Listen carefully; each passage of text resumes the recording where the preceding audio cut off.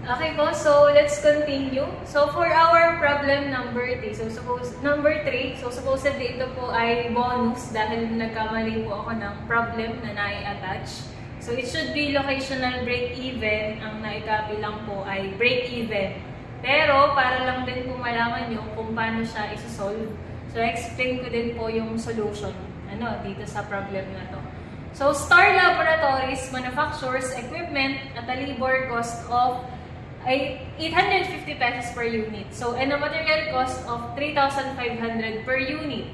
So, meron din daw po tayong fixed charges on the business which is 150,000 pesos per month. And meron pa po tayong variable cost na 200 pesos per unit. So, kung ang equipment daw po is sold to retailers at 5,800 each, how many units must be produced and sold per month to break even? So, ibig sabihin, kailangan lang po natin ma-identify or ma-compute yung number of units. Ilan daw po kaya yung number of units na ating ipoproduce para break even daw po yung kanilang masosold, or yung income, yun yung papasok sa kanila, and yung kanilang expenses, yung kanilang expenses and income ay mag-break even. So, pag sinabi po natin again na break even, so ibig sabihin equal siya. Yung income again at ang ating expenses should be break even or should be equal. So, ngayon naalamin natin kung ano yung papasok po sa kanila. So, ang papasok po sa kanila ay itong 5,800. Kasi yun po yung mabebenta.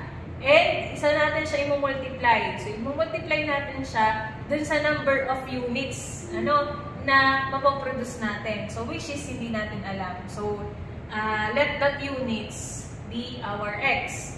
So, next natin, so wala na namang ibang papasok na pera, based dito sa given, meron na lang tayo ay mga cost. So, material cost, labor cost, yung fixed charges, and the variable cost.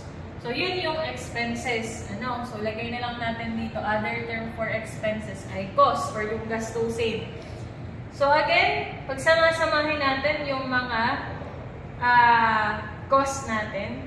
And take note of the total cost na formula. Ibang formula natin ng total cost is equal to fixed cost plus variable cost multiplied by the number of units. And our total cost is equal to fixed cost natin ay, fixed charges daw ay 150,000 plus ang variable cost natin are labor cost. So, we have 850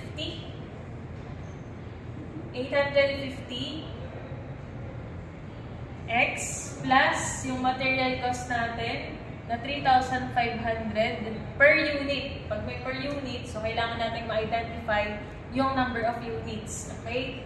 So, 35X plus, meron pa tayong other variable cost na 200 per unit din. So, 200X. So, pagsama-samahin na natin lahat ng X. So, total na natin siya. So, we have 850 plus 35 plus 200. So, we have 4,550X. So, yan yung ilalagay natin dito. Sa expenses. So, 150,000 plus the 4,550X. So, yan. So, pwede kayong mag-shift solve using your calculator or pwede namang manual yung i-compute. Magna-transpose. So, lipat natin yung may X dito sa left side. So, 58X minus the 4,550X is equal to matitira si 150,000. So, 58 minus 4,550, that is 1,250X is equal to 150,000. Divide both sides by 1,250. So, that is X is equal to 150,000 divided by 1,250 rather. We have 120 units. So, yun po yung sagot dun sa ating number 3. So, kung ilang units daw po mas be-produce. So, kailangan natin makaproduce ng 120 units. Okay? Next natin, problem number 4. So, direction na natin. So, the Charlie Forwarding Company daw wants to build a new distribution center sa Central Luzon. So, yung center natin needs to be in the vicinity daw of the uncongested Aurora, Bataan, and Nueva Ecija. So, given po yung coordinates natin ng mga sites na yon and the number of weekly packages, which is itong ating W na to. So, ito yung coordinates which are X and Y for Aurora, Bataan, 20 and 8, and Nueva Ecija is 30 and 14. So, ang kailangan nating malaman ay ano daw po yung coordinates, yung center, nung tatlong location po na ito. And that will be our new distribution center. So, madali lang naman to, So, I'll identify muna natin yung 4x, x coordinate. So, edi yung x sa x. So, 17 multiplied by the 17,000, yun po yung units, plus yung for Bataan naman na x, 20,000, or 20 pala, 20 multiplied by 12,000, plus yung atin po for Nueva Ecija na x ay 30, times yung quantity natin ay 9,000. So, saan natin siya i-divide? I-divide po natin dun sa total nitong W. At ang total po ng W ay 17,000 plus 12,000 plus 9,000. We have 38,000. So, yun po yung ating magiging denominator. Okay, then compute natin. So, we have 17 multiplied by 17,000 plus 20 multiplied by 12,000 plus 30 multiplied by 9,000 divided by 38,000. X natin is equal to 21.03. So, ito yung X coordinate natin. Next natin for Y, ganun din naman. For Y naman, for Aurora, ang Y niya ay 30. So, 30 multiplied by the units, 17,000,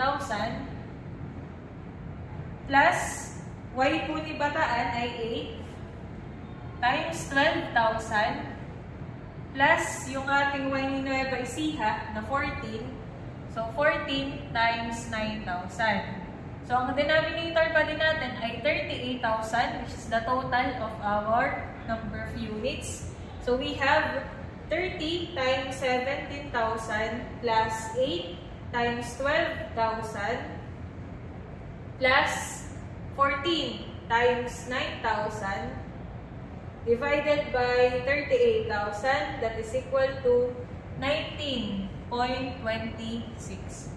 So, therefore, yan po yung ating X and Y coordinate ng center po ng Aurora, Bataan, and Nueva Ecija. Okay? So, next problem natin for problem number 5. The Cornell University is going daw po to construct new student center and